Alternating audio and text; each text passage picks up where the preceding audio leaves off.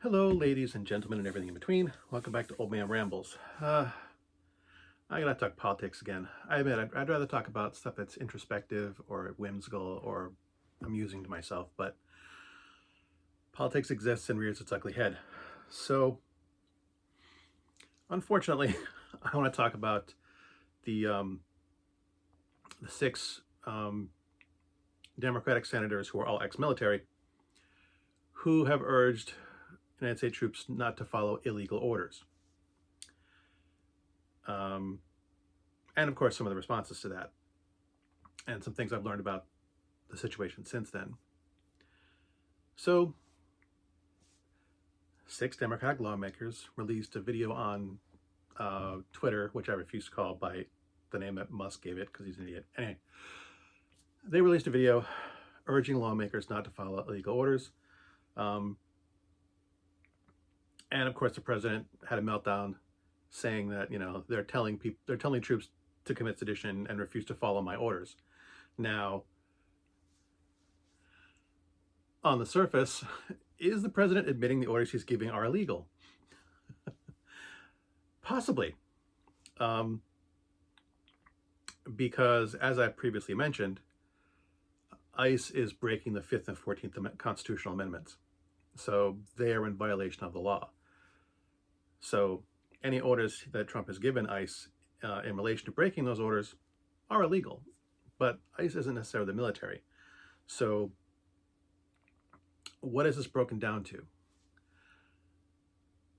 It basically turns out the military bombing boats, blowing up boats and killing people as they're coming towards the United States. So, again, in the news, Trump has been blowing up boats or ordering the military to blow up boats under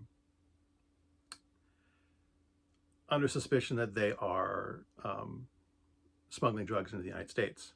Now, this is very questionable because the information that we've been given so far is that there's no real guaranteed knowledge that that's what they're doing. They're just boats coming towards the U.S. as far as anyone else is concerned, and the president is just assuming, someone is assuming that they're smuggling drugs. Obviously, they're not blowing up all the boats coming towards the U.S., but how they're picking out their targets is questionable. So the thing that I've learned recently is that a recently released document is that the head of the JAG office, the head of the Judge Advocate General's office, warned the administration that these were extrajudicial killings, that they would put American servicemen at risk of lawsuits. And he was ignored. The response was basically, well, the president says it's okay to do it, so we're going to do it. Now, the Judge Advocate General, the head of JAG, is the highest legal authority in the military, and the response that they've given has basically been legalese, and two, just the president said we can do this. Basically, their reasonings to ignore the JAG office, the head of the JAG office, is that the president says we're at war with the drug cartels, which is not true.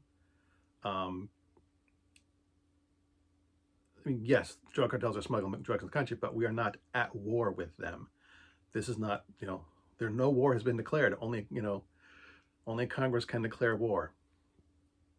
And the response to the leak of this information is that the leak of this memo of the JAG office, the administration says no one in the legal chain of command has notified the administration of any potential illegality of their actions. That's the legalese, because the Judge Advocate General is not part of the legal chain of command. He is the head of the chain of command, head of the legal chain of command. So they're saying no one below him raised any concerns. That's their legal out. That's their excuse for saying that no one told us this could be illegal, and it is Like so much else about this administration, it is maddening.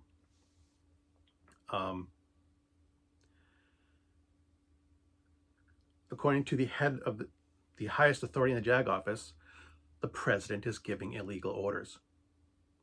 Those orders being to blow up boats in the Caribbean and the South Atlantic and South Pacific. According to the highest legal authority in the JAG office, these are illegal killings. And the military should ignore them if they are illegal.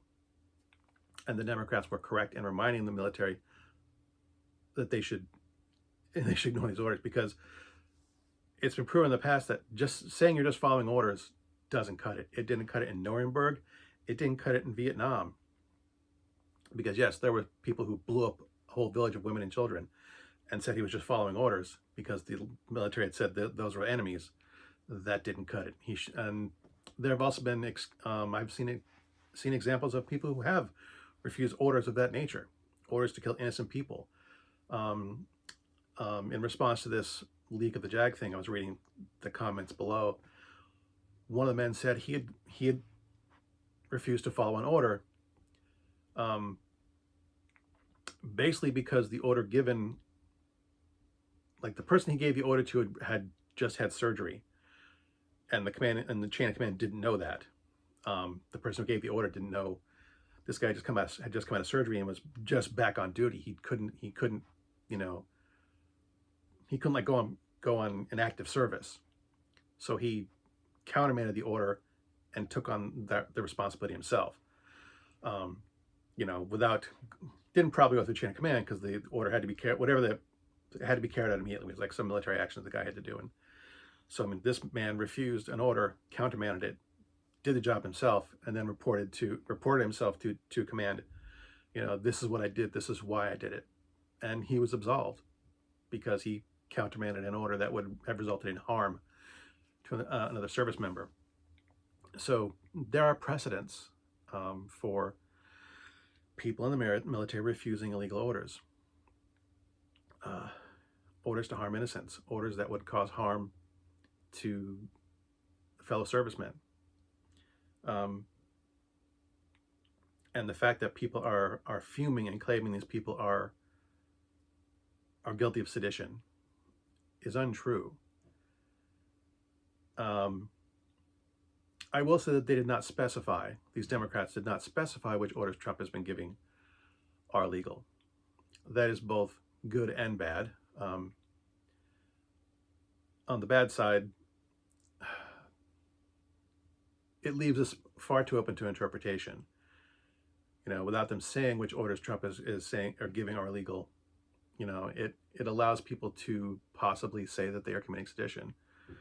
But on the other hand, if they had, if they had specifically told which orders they consider to be illegal, then they would also have to prove that in court. They would have to provide proof. And as I previously stated, the administration is just kind of hand-waving the fact that their orders they're giving are illegal away, saying, well, the president says it's okay, so it's okay to do it.